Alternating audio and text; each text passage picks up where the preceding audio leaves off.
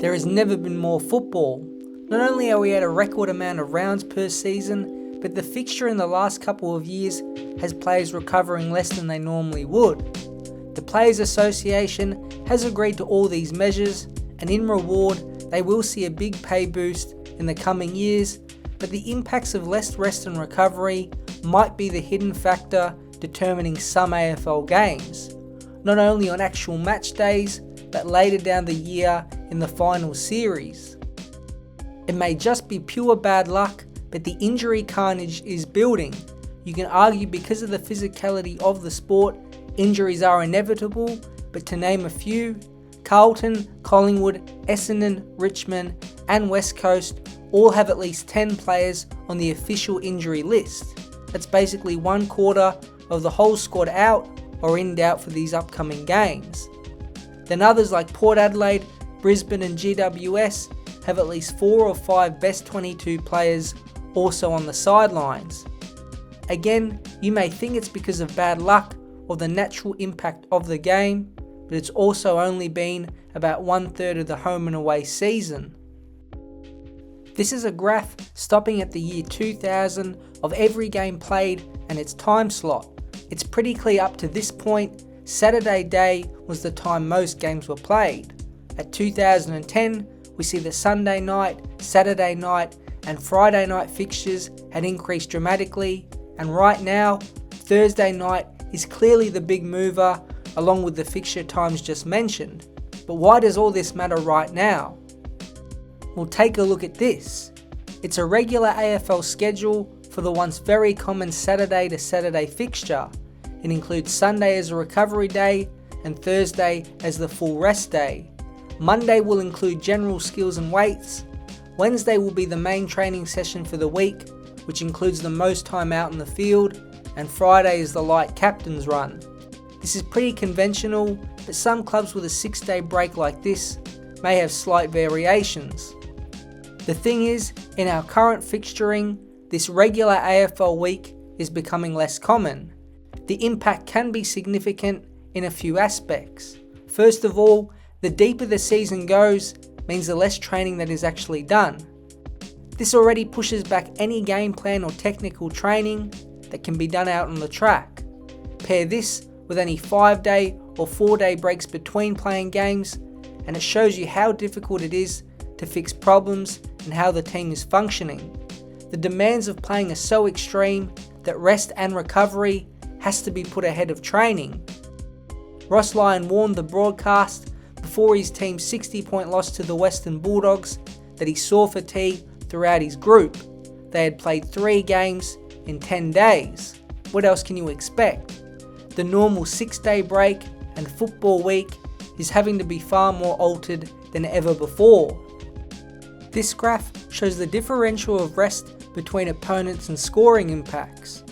Home teams who have 3 less days rest than their opponents overperform by 5.5 points. However, this is an extreme outlier due to how rare this happens. It almost doesn't. But the rest of the graph shows a clear trend. The more rest a home team has over their opponent, the better they play. If they have 2 days less rest, then on average, they are a goal worse. It might not seem like a lot, but over the course of a season, how many close games do we see?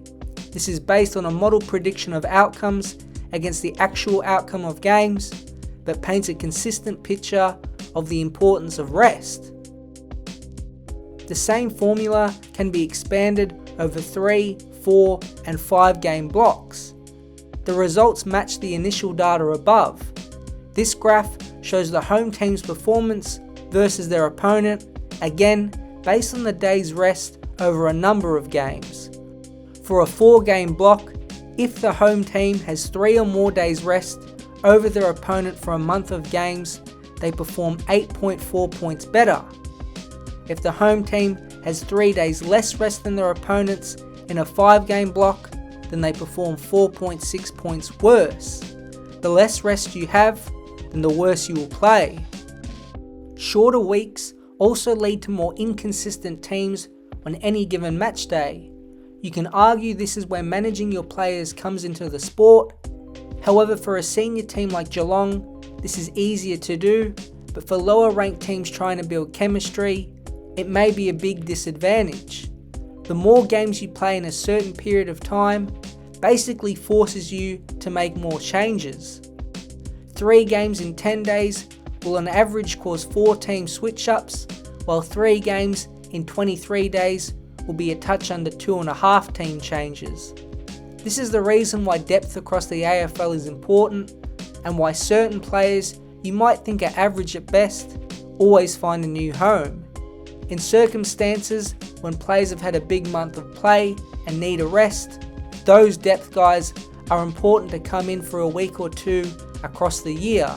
Geelong are the best at it, and I'm sure in the future more clubs will try to follow their model, although it helps when you consistently sit at the top of the AFL ladder. So breaking it down up until round 15 this season, who is the AFL given the rest advantage to, and who got the short end of the stick?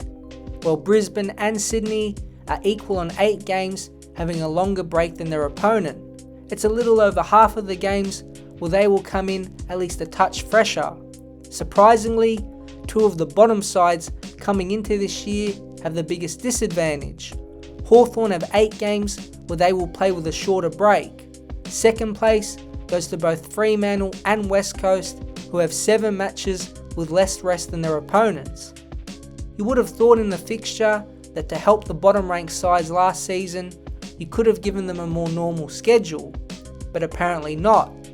Adelaide and St Kilda also have longer breaks in 7 games across the year, while the GWS Giants, Western Bulldogs and Geelong have a very even rest period over the first 15 rounds.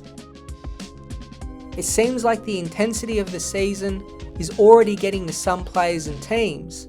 It's why timing your run is important and involves some luck. With Carlton, Sydney and GWS all coming from nowhere last year, it will be interesting to see if another team or 2 can emulate that type of season shift.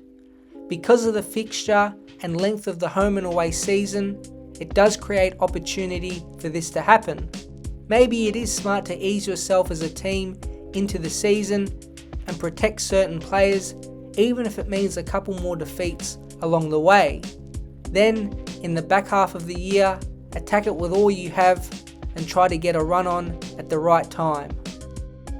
It seems like the masters of this in Geelong are already well on their way to repeating what they did in 2022.